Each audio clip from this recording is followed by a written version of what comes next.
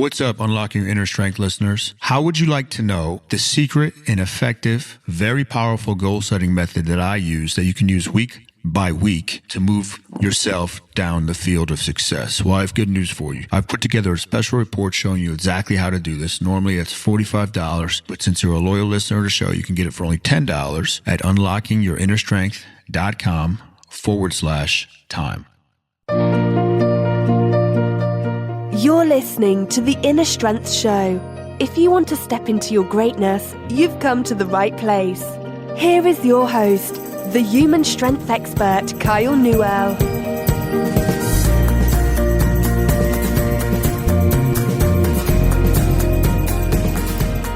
Hey everybody, it's Kyle from Unlocking Your Inner Strength at unlockingyourinnerstrength.com once again. Back with an episode about gaining muscle. I've been getting a lot of inquiries about how to put on muscle. That's one of my areas of expertise.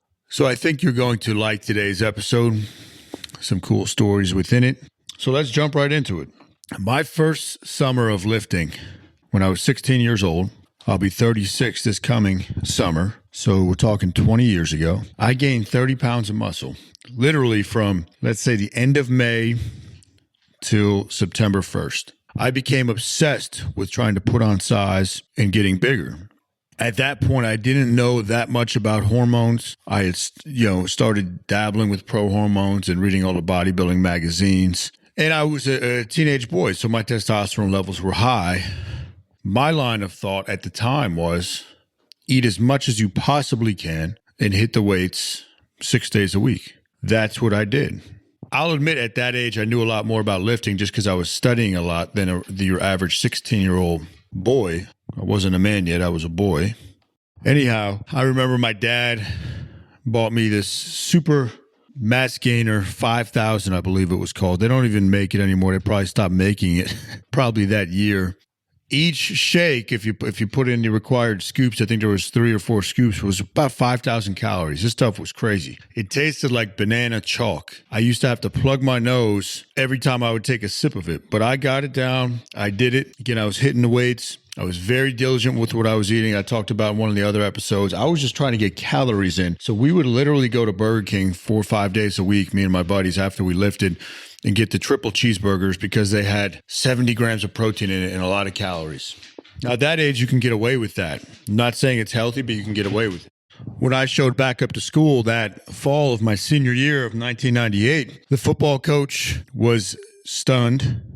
He was trying to recruit me at that point to come out and play football. I'd only played my freshman and junior year. I just really was not into it. And the basketball coach couldn't believe it. Basketball was my main sport. I almost did not play basketball my senior year, though, because I was so into the lifting.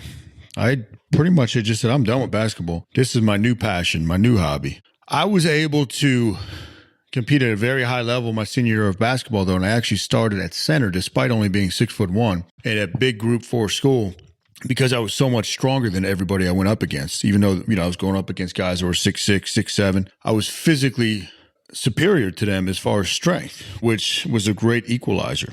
When I got into college, I continued my eating habits the first couple years, and I got fat. It kind of started carrying over. But I was putting on a lot of muscle, and I was still getting stronger. In the early days, my whole line of thinking was put in a lot more food than you need. You can't build the house or a house without the raw materials and the bricks. I learned as time went on that you can't do that. However, I want to tell you a funny story about when I was a freshman in college. I used to be obsessive again about getting in my food. Make sure I was getting it in. So one night we go to the dining hall. It was about 8 of us, me and my buddies that lived on my floor, and they were serving fish. So I decided I'm going to eat 8 pieces of fish. And it was breaded fish, and I had other stuff as well at that meal. And some of my buddies are talking to some girls that live the floor above us, so they're sitting at this giant table with us. But I get about 6 pieces in, and I start sweating, and I said, man, I don't feel good. But I was determined to do it. So I finish all 8 pieces, and whatever the hell else I ate, it was a lot of food. Go up to bring the trays up to the conveyor belt line, and I vomit in my mouth, but I swallow it back down. I'm like, Jesus, you cannot puke in the dining hall in front of these girls. So we start walking out of the dining hall. We get just outside the doors, which are in the courtyard, and I projectile vomit. And my buddies are going crazy. They think it's the funniest thing they've ever seen. And I tell you that because I want to show you how far I was willing to push it to actually gain muscle. And we have high school kids at Newell Strength now. I tell them, because a lot of these kids have what's called ectomorphic bodies, naturally lean. It's hard to put on weight. But I'm very clear with them that if you're going to want to put on muscle, this is not going to be comfortable. If your body is not designed to hold a lot of muscle, which most people aren't, it's going to be a very uncomfortable process at first because you got to eat past that point where you're full. In my opinion, it's more uncomfortable and harder to put on muscle when you're trying to push your body into that or outside of that comfort zone than it is to lose fat. So if you can imagine that, it is. I've done both to extreme levels before. Gaining muscle is largely a genetic thing. I hate to burst anybody's bubble. You cannot turn a chihuahua into a pit bull, no matter how hard you try, no matter what gadgets or scientific gadgets you come up with. So that's the first thing. Realize just like fat loss or how lean you are, there's a genetic limit to what your body can pack on in terms of muscle. And I know people think that, this bodybuilders, but first of all, don't compare anything you do to professional bodybuilders. They're professional athletes, just like the CrossFit guys. Those are professional athletes. They're on a lot of hormones, external hormones, steroids, growth hormone. And while I'm all for that for the appropriate age, you're taking a genetically blessed person, a professional athlete, and adding that into the mix. You cannot compare yourself to them. So get that through your head first. There was a bodybuilding show. This is the last story I'll tell you before I get into my principles for gaining muscle. In 2007, where I went up against the legendary Tim Martin, who later got his IFBB pro card. Tim is one of the best bodybuilders I've ever seen. However, at that show, I got to meet Michael Lockett. Michael was actually younger than me by about 2 years. He had won the Team Universe the year prior. Now, at that point, the Team Universe was the number one natural contest, meaning no steroids in the world. And if you won that, you got your pro card. So this guy at 24 years old won the Team Universe, which was like unheard of. Michael Lockett was from the urban area of Cleveland. He was a boxer, amateur boxer, and he happened to get caught up in a shooting. He got shot multiple times. At that point, he gave up boxing. Now, here's the interesting thing when I'm talking about genetics. As soon as he stopped doing his road work or his cardio, quote unquote, he gained 30 pounds of muscle just from stopping that with no other stimulus. You might say, how is that possible? Go back to the genetics. This guy, and talking with him in person, I have video, I have footage, and I should actually post that somewhere because it's rare footage of this guy, was the freakiest person I've ever seen in my life when it comes to physique, his body and his muscle. He looked like a Belgian blue cattle. So look that up if you're near a computer, Belgian blue cattle. They don't have this gene, which is called myostatin. We all have this gene known as myostatin. The purpose of that gene is to inhibit muscle growth. There are rare individuals like X-Men, that's what I'll call them, that don't have this gene or they have very diminished levels of it. And if you look at the quality of the muscle on Michael Lockett, it's like nothing I've ever seen before. I've seen IFBB pros up in person. I've seen guys that have placed top 3 in the Mr. Olympia or won the Mr. Olympia. I've met Jay Cutler in person. None of their muscle or muscle density compared to this guy. Off the charts. I'll put a picture up on Unlocking Your Inner Strength, and I'll see if I can get that video off my old camcorder. When he came out, the crowd gasped like they seen this mutant. He actually looked like, if you ever watched the movie Teenage Mutant Ninja Turtles, that's what his muscle looked like the turtles' muscles. And he always claimed he was natural, and I 100% believe this guy because there was just something so odd looking about him. His diet was nothing special. And he got out of the sport. He kind of disappeared for a few years. And my theory with that was this business of bodybuilding and building muscle was not a challenge for him. So it didn't keep his attention. Anyhow, that's the freakiest, most muscular person I've ever seen. So let's get to how can you gain muscle once you realize that you have a genetic limit. I think that's obvious, but a lot of people try to spout lies about what's possible. So the main thing, volume, and we're going to tie that into time under tension. Research shows it takes 30 to 70 seconds for one set to stimulate protein synthesis or muscle growth. 30 to 70 seconds for a set. So let's say you're doing dumbbell bench. If you look around the gym or you time yourself, I guarantee you that it probably takes you less than 15 to 20 seconds to do your set. So go to the top end of that. A 70-second set is a long set. Now, you could control your negatives, how slowly you're coming down with the weight. Obviously, you can control the weight you're using and just bang out reps. But the idea is you need time under tension to stimulate muscle growth. Lifting heavy does not work for most people to gain muscle, meaning keeping your reps 6 reps or below. Now, yes, that will indirectly lead to muscular growth in the fact that when you do your higher rep sets, you can use a heavier weight. The stronger you get, the more your weights go up for every set. Strength leads to endurance. So strength, endurance, or time under tension when we're talking about that.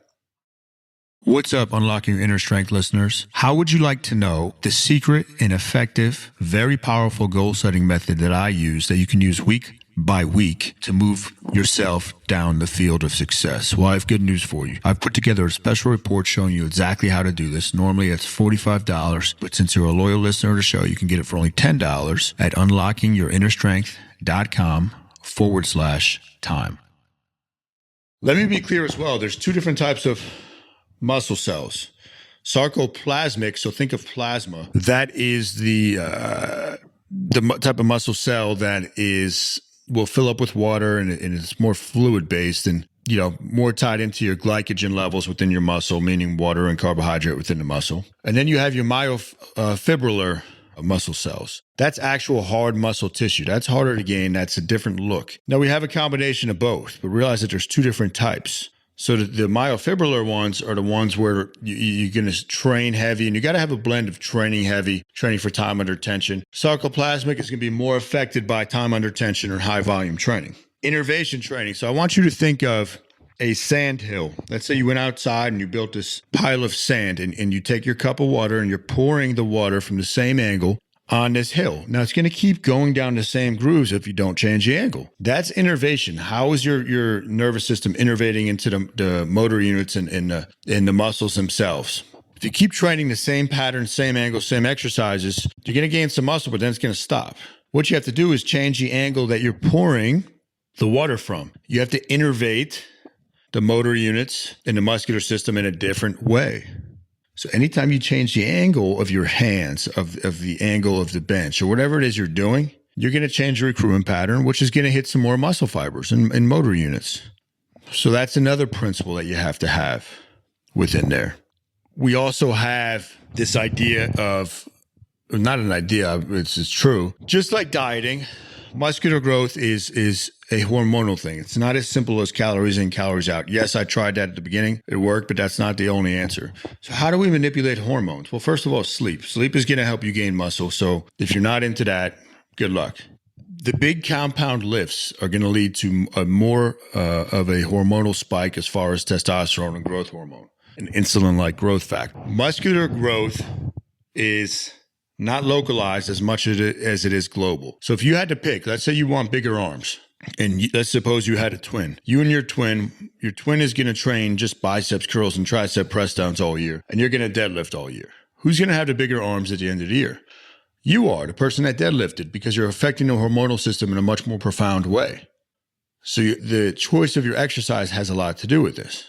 Now let's go over a few cool tips that I haven't really shared with anybody in years. If you're eating your nutrients, right, you need to assimilate those nutrients and get them so they can get out and into the muscle. A lot of people don't have a good digestive system. So I remember about 6-7 years ago, I had a basketball player who was looking to play college basketball. He was a junior in high school, couldn't gain weight. He had all these trainers, and then he hired me.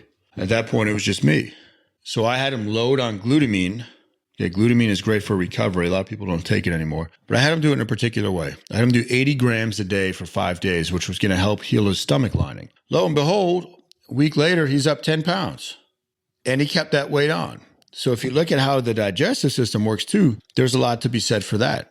If we look at some other unspoken, let's say, or unheralded supplements that'll help with muscle gaining, magnesium. Most people are deficient in magnesium. If we're deficient in magnesium, we don't have a good blend of our sympathetic and parasympathetic nervous system. A deficiency in magnesium is going to affect muscular contraction and muscular recovery. So if you're deficient in magnesium, and I know you are because of the quality of the food we eat these days and the soil that it comes from, gaining muscle or losing fat is going to be much harder to come by. I would be on zinc at night. That's going to help with testosterone production, and it's an anti-aromatase, meaning it's going to help keep estrogens a bit lower in us. So we want to optimize our hormonal profile. That goes for men or women. A woman have about 1/50th of the testosterone level that a man has. So women cannot put on muscle easily. I think it's hilarious when I get these women, I don't want to put on muscle. And I said, look around the gym. All these dudes in here are trying to put on muscle and their testosterone is 50 times higher than yours. If it's not easy for them, it sure as hell is not going to be easy for you. Anyhow, vitamin D3. Every cell in your body has a D3 receptor. D3 is great for your immunity. I believe I've talked about it before. It's a pro-hormone, though. It's going to affect your hormonal system. So I would get on 50,000 IUs of D3 twice a week. That comes straight from the master blaster, not Joe Weider, but Charles Poliquin. 50,000 IUs twice a week.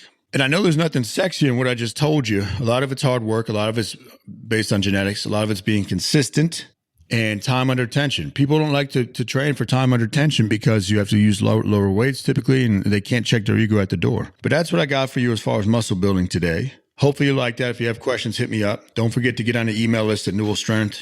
We have a good number of people on the newsletter list now, so that's really cool. That gets mailed out at the beginning of the month. It's 16 pages of pretty awesome stuff. I focus on mind, body, and spirit within that. And that's under the letter tab at the top of the website. What we have coming up for you, I'm going to be doing an episode on marketing and business. People have been asking me about that. So it'll give you a different look into my head. I'm going to touch on Tool Boy. Although I have not seen the original Tool Boy in a while, there is another Tool Boy that's cropping up, and Tool Boy is kind of becoming more of a characteristic than it is a person, although it is based on a real person. So there's a new Tool Boy that I'll talk about and some life lessons with that. And I had to get back to doing another body language episode for you. So I promised you I would, and I think that stuff is fascinating how it ties into the nervous system and the brain. So once again, please tell some friends about the show. Leave a review if you have not yet. That helps me out greatly. Let me know any topics you want me to talk about. And I'll be back next week for episode number 40. Peace, everyone. You've been listening to The Inner Strength Show. If you enjoyed the show, remember to subscribe, rate, and review us in iTunes.